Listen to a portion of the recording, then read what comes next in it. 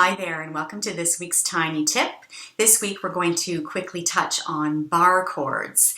Now bar chords are pretty important to get to know and get comfortable with, and they do take some practice. You have to work on finger strength for these for sure, so they will take some time to get comfortable playing and being able to hold for long periods of time. So what we mean when we say a bar chord is that we're going to be pressing down on more than one string at a time with just one finger. Now, we've done a partial bar chord already when we've learned B flat major chord, which means by partial bar, I mean that we've pressed down two strings with one finger when we started that B flat major, right? We've done the first and second string with our index finger only. That's a partial bar. But today we're going to focus on full bar chords. So to do that, we're going to take our index finger, and we want our index finger to lie flat. And we want it to feel quite comfortable, and also we want to get good tone. So all those things in mind, the position that we want to have is laying our finger across with our thumb in behind the ukulele to provide support, because you do need to be pressing together to be able to hold that finger in place. So none of moving around with your thumbs like this. We really want to have the thumb in place behind the neck. And we're going to lie your index finger across. Let's do the second fret, which is going to be a nice D6 chord for us.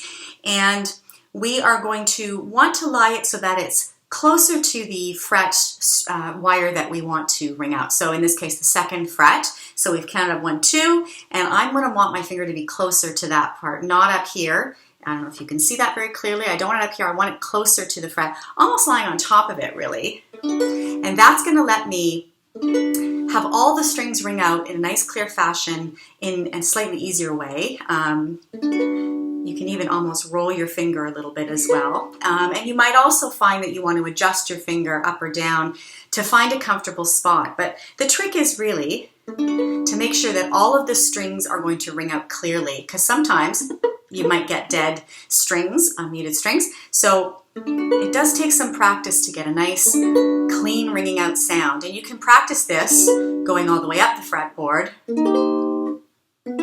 right? You can keep going and get a good workout that way, although I would advise resting periodically in the beginning for sure, because your finger will get sore. But once you've mastered the art of being able to lie your finger across and do a comfortable bar chord, you're going to be able to start building new chords without having to think about new shapes. So basically what you're doing when you are putting your bar here is you're basically moving the end of the fretboard here, the nut, down here. So when I would play normally a C major on the 3rd fret first string, if I have now put a bar chord across here on the 2nd fret, and I'm going to put my 3rd finger down in that same spot, I'm going to get a D major chord. I might use my pinky there even too, depending on how good my reach is. But what I've basically done is I've moved this position, C, up one whole tone, and I've got a nice D chord in place. If I wanted to move it up again, I can do so all the way up. And I'm moving my chords up a half step each time. So it becomes a way that I can move around the fretboard without having to think about new shapes, which is a really useful tool.